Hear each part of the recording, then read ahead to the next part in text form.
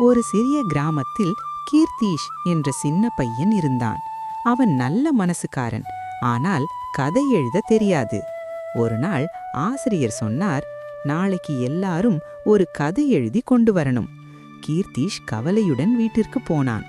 அன்று மாலை ஆலமரத்தின் கீழ் உட்கார்ந்திருந்தபோது மண்ணுக்குள் ஒரு நீல நிற பேனா கிடைத்தது. அதில் எழுதப்பட்டிருந்தது, நீ எழுதினால் அது நிஜமாகும். அவன் சிரித்தான், சோதிக்க நினைத்தான். என் முன் ஒரு லட்டு தோன்றட்டும் என்று எழுதினான்.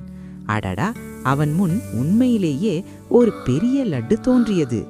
அடுத்த நாள் அவன் நண்பன் ராஜு கவலையுடன் இருந்தான். வீட்டில் பணமில்லை. கீர்த்தீஷ் யோசித்தான், நான் என்னை மட்டும் உதவிக்காக பயன்படுத்தக்கூடாது.